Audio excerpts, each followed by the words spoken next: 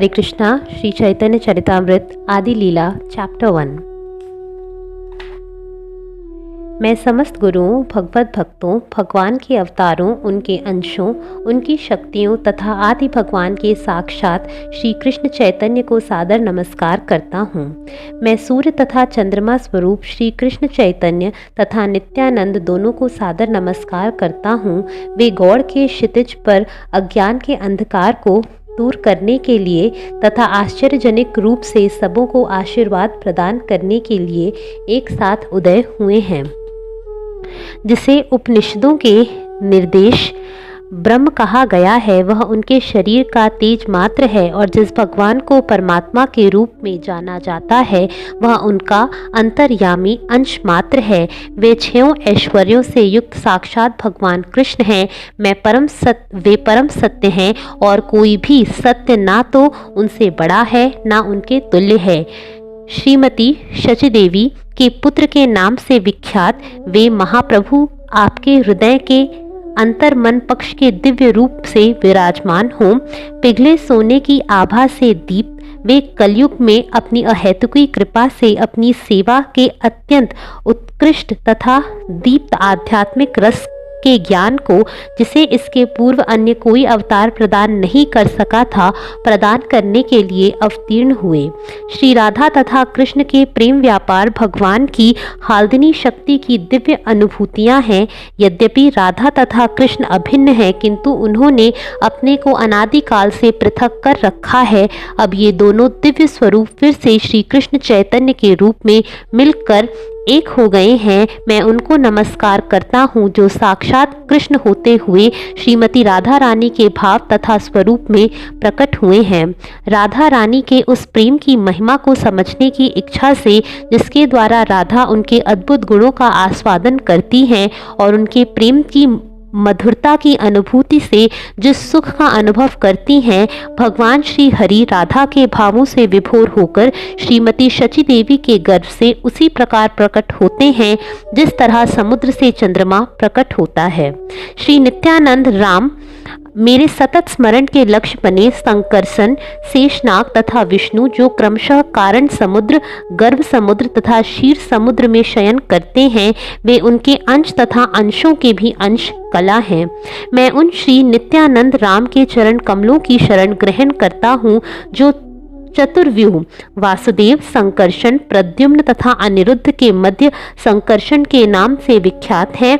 वे भौतिक सृष्टि से परे वैकुंठ लोक में निवास करते हैं और समस्त ऐश्वर्यों से युक्त हैं। मैं श्री नित्यानंद राम के चरणों को भलीभांति नमस्कार करता हूँ, जिनके अंश रूप कारणोदक शाही विष्णु, कारण समुद्र में शयन करने वाले आदि पुरुष हैं, मायापति हैं और समस्त ब्रह्मांडों के आश्रय हैं। मैं उन श्री नित्यानंद राम के चरणों को भलीभांति नमस्कार करता हूँ, जिनके अंश गर्भोदक शाही विष्णु हैं। इन्हीं गर्भोदक शाही विष्णु की नाभि से कमल प्रस्फुटित होता है, जो ब्रह्मांड के शिल्पी ब्रह्मा का जन्म स्थान है। इस कमल की नाल असंख्य लोकों का विश्राम स्थल है। मैं उन श्री नित्यानंद राम के चरण कमलों को सादर नमस्कार करता हूँ, जिनके गौड़ अंश विष्णु क्षीर सागर में शयन करते हैं। ये क्षीरोदक शाही विष्णु की समस्त जीवों के परमात्मा और समस्त ब्रह्मांडों के पालक हैं। शेषनाग उनके अंशांश हैं। अद्वैताचार्य महाविष्णु के अवतार हैं, जिनका मुख्य कार्य है माया की शक्तियों द्वारा विराट जगत की सृष्टि करना।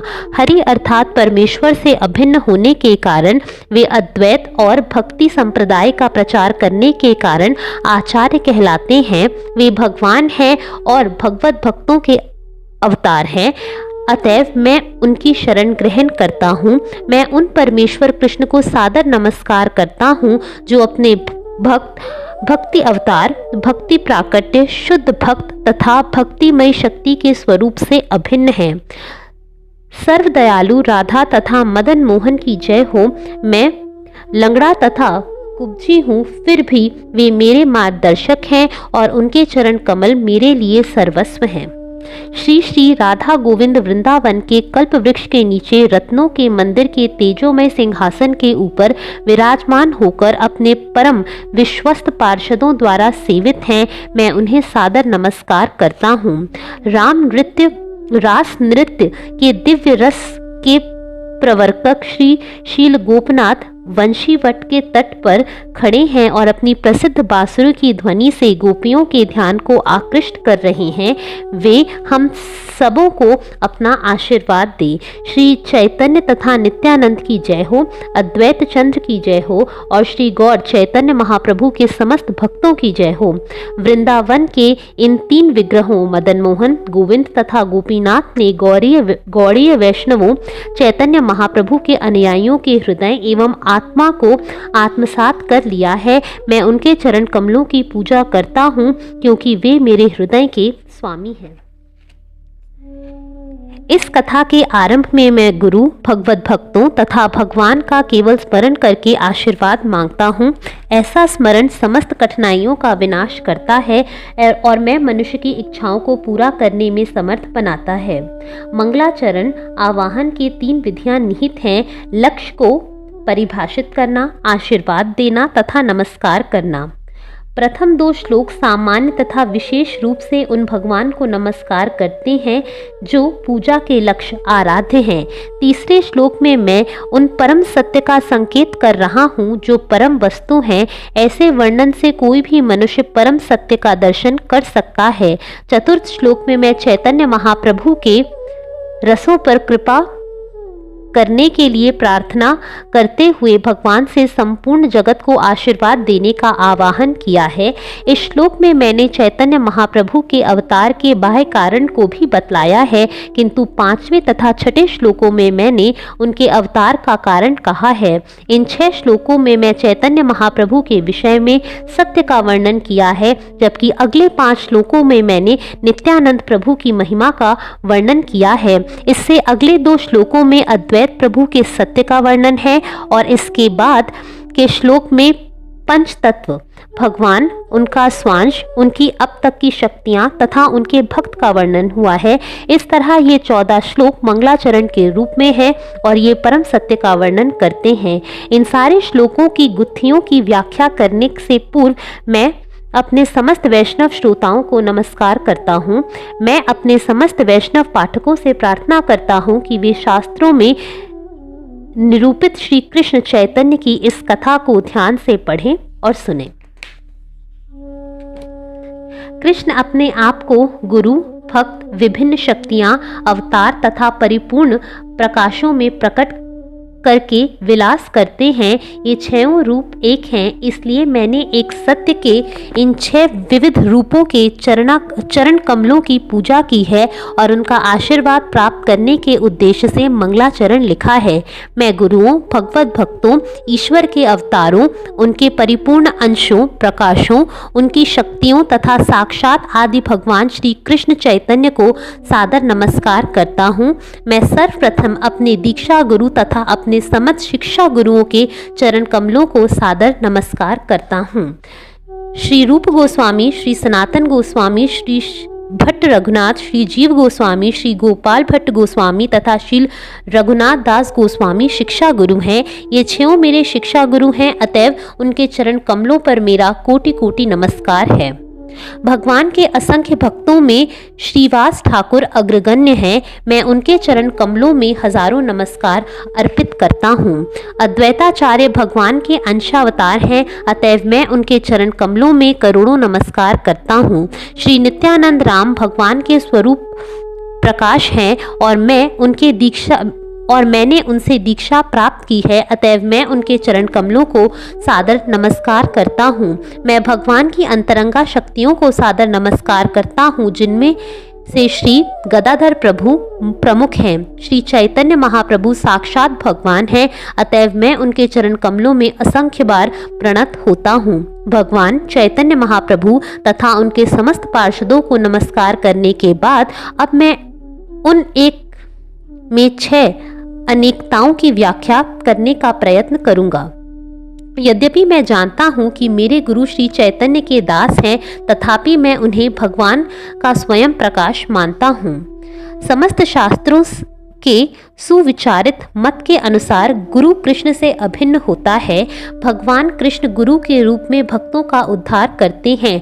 आचार्य को मेरा ही स्वरूप समझना चाहिए और किसी भी तरह से उसका अपमान नहीं होना चाहिए। उसे सामान्य व्यक्ति मानकर उससे ईर्ष्या नहीं करनी चाहिए, क्योंकि वह समस्त देवताओं का प्रतिनिधि होता है।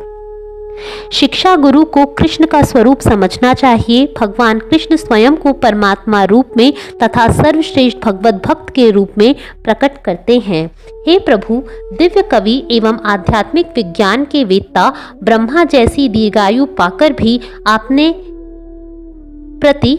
आपके प्रति अपनी कृतज्ञता को पूरी तरह व्यक्त नहीं कर सकते, क्योंकि आप दो रूपों में, बाहर से आचार्य के रूप में और अंदर से परमात्मा की तरह देहधारी जीवों को अपने पास आने के लिए निर्देश देने हेतु प्रकट होते हैं। जो लोग निरंतर भक्ति करते हैं और प्रेम पूर्वक मेरी सेवा करते हैं, उन्हें मैं ज्ञान प्रदान करता हूँ, जिससे वे मेरे पास आ सकते हैं।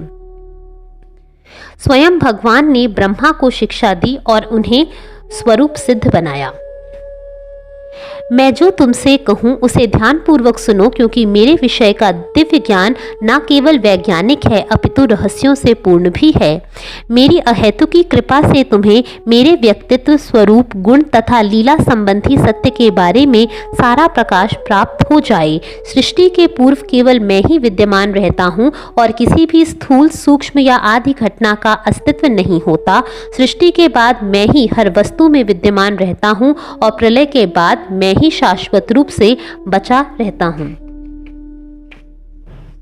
जो कुछ मेरे बिना सत्य प्रतीत होता है वह निश्चय रूप से मेरी माया है, क्योंकि मेरे बिना किसी वस्तु का अस्तित्व नहीं है। यह छाया में असली प्रकाश के प्रतिबिंब जैसा है, क्योंकि प्रकाश में ना तो छाया होती है ना प्रतिबिंब। जिस प्रकार भौतिक सत्व सारे जीवों के शरीरों में प्रवेश करते हैं फिर भी उनके बाहर रहते हैं, उसी तरह मैं सारी भौतिक सृष्टियों के भीतर विद्यमान रहता हूँ, फिर भी मैं उनके भीतर नहीं रहता। अतएव दिव्य ज्ञान में रुचि रखने वाले व्यक्ति को चाहिए कि वह सर्वव्यापी सत्य को जानने के लिए इसके विषय में सदैव प्रत्यक्ष तथा अप्रत्यक्ष रीति से जिज्ञासा करनी चाहिए। चिंतामणि तथा मेरे दीक्षा गुरु सोमगिरी की जय हो। मेरे शिक्षा गुरु अर्थात भगवान की जय हो, जो अपने मुकुट में मोरपंख धारण करते हैं। कल्पवृक्ष तुल्य उनके चरण कमलों की छाया में जय श्री राधा रानी नित्य संगिनी के दिव्य रस का आनंद भोगती हैं। चूंकि मनुष्य परमात्मा की उपस्थिति का आंखों से देखा अनुभव नहीं कर सकता, अतएव वे हमारे समक्ष मुक्त भक्त के रूप में प्रकट होते हैं। ऐसा गुरु साक्षात कृष्ण के अतिरिक्त कोई अन्य नहीं होता। अतएव मनुष्य को चाहिए कि बुरे संग से दूर रहे और केवल भक्तों की संगति करे। अपने अनुभूत उपदेशों से ऐसे संत जन मनुष्य को भक्ति के प्रतिकूल कार्यों से जोड़ने वाली गांठ को काट सकते हैं।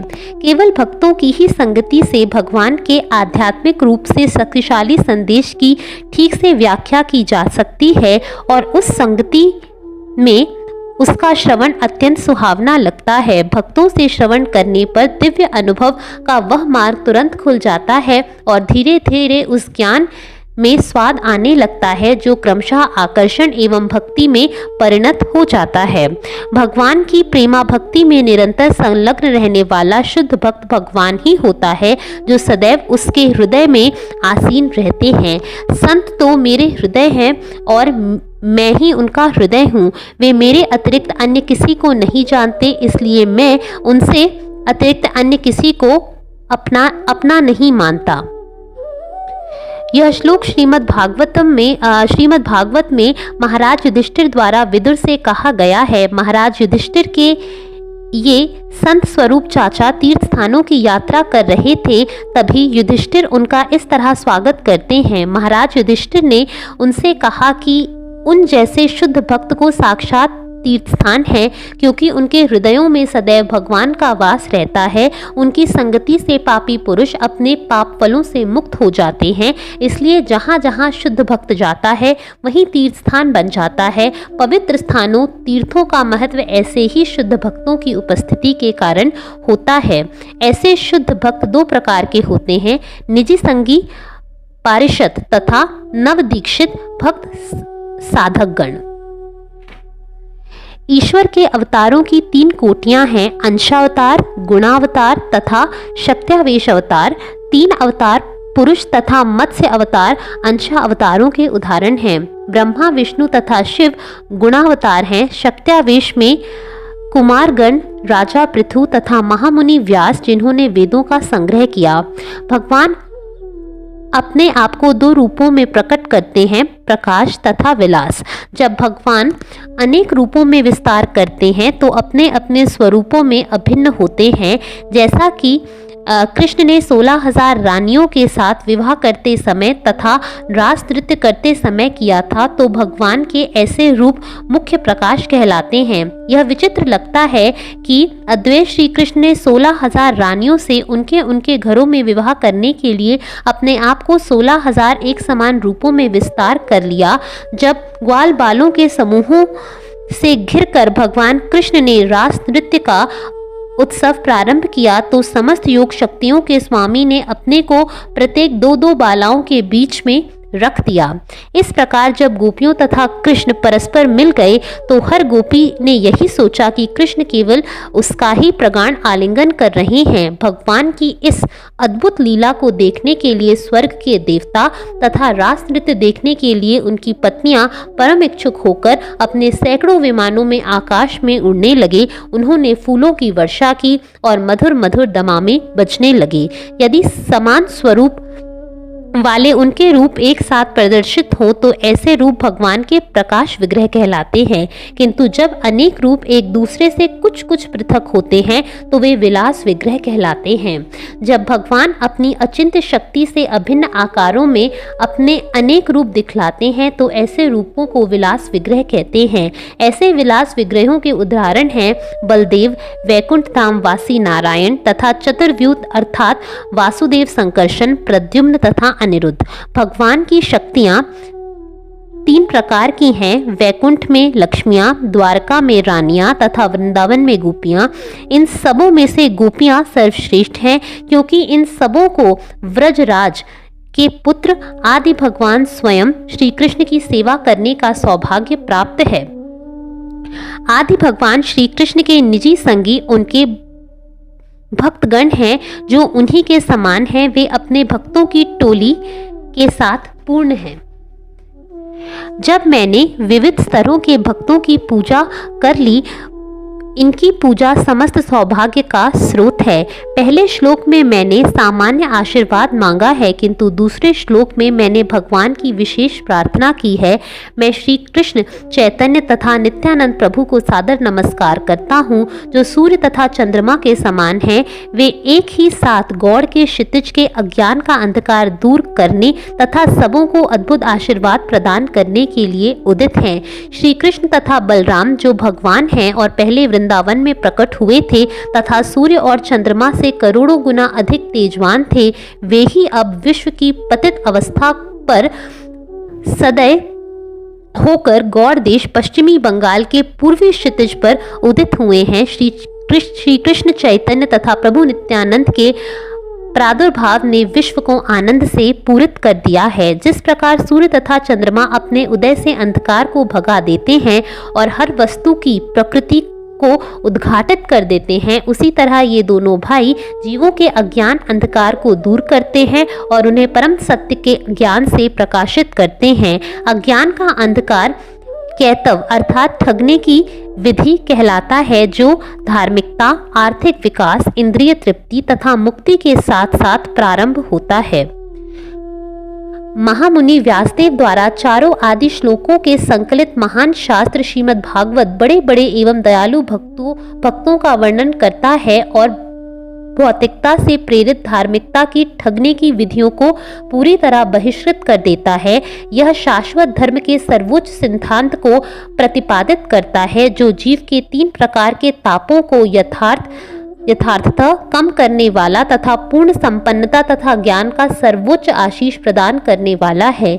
जो लोग विनीत सेवा भाव से इस शास्त्र के संदेश को सुनने के इच्छुक हैं, वे तुरंत ही भगवान को अपने हृदयों में बंदी बना सकते हैं। अतएव श्रीमद् भागवत के अतिरिक्त अन्य किसी शास्त्र की आवश्यकता नहीं रह जाती। ब्रह्म में तदाकार होकर मुक्ति प्राप्त करने की इच्छा करना ठगने की प्रधान विधि है, क्योंकि इससे कृष्ण की प्रेमा भक्ति का स्थायी लोप हो जाता है। उपसर्ग श्रीमद् भागवत के श्लोक में सूचित करता है कि मुक्ति की इच्छा का पूरी तरह से बहिष्कार कर दिया गया हो। सभी प्रकार के ऐसे शुभ तथा अशुभ कार्यकलाप जो भगवान श्री कृष्ण की दिव्य प्रेमा भक्ति के संपादन में बाधक होते हैं, तमोगुण से उत्पन्न कर्म हैं। चैतन्य तथा नित्यानंद की कृपा से यह अज्ञान का अंधकार दूर होता है और सत्य प्रकाश में आता है। परम सत्य जो श्री कृष्ण है और शुद्ध प्रेम में प्रकट श्री कृष्ण के प्रति प्रेमा भक्ति पवित्र नाम के सामूहिक कीर्तन द्वारा प्राप्त की जाती है, जो सारे आनंद का सार है। सूर्य तथा चंद्रमा बाह्य जगत के अंधकार को विनष्ट करते हैं और इस तरह घड़ों तथा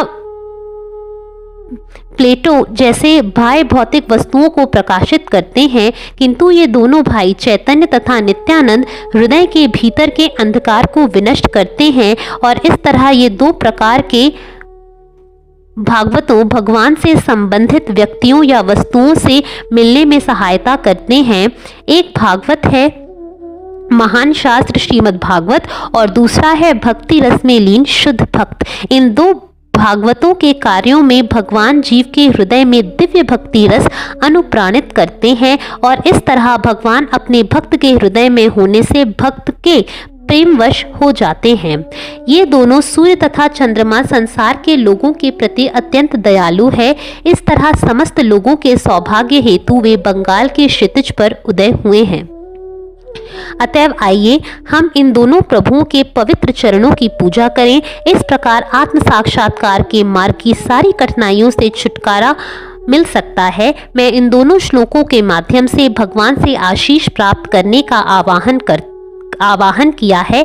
अब कृपा करके तृतीय श्लोक के तात्पर्य को ध्यान पूर्वक सुने। इस ग्रंथ के विस्तार भय से मैं जानबूझकर विस्तृत वर्णन से बच रहा हूं। मैं यथासंभव संक्षेप में सार वर्णन करूंगा। संक्षेप में कहा गया अनिवार्य सत्य ही सच्ची वाक्पटुता है। विनीत भाव से इसका श्रवण करने मात्र से ही मनुष्य का हृदय अज्ञान के सारे दोषों से मुक्त हो जाएगा और उसे कृष्ण का प्रगाढ़ प्रेम प्राप्त होगा। यही शांति का मार्ग है। यदि कोई ध्यान पूर्वक श्री चैतन्य महाप्रभु, श्री नित्यानंद प्रभु तथा श्री अद्वैत प्रभु एवं उनके भक्तों, भक्ति कार्यों, नाम, यश तथा उनके दिव्य प्रेमालापों के रसों की महिमा का श्रवण करेगा तो वह परम सत्य के सार को जान सकेगा। इसलिए मैं इनका वर्णन चैतन्य चरितामृत में तर्क तथा विवेक के साथ किया है।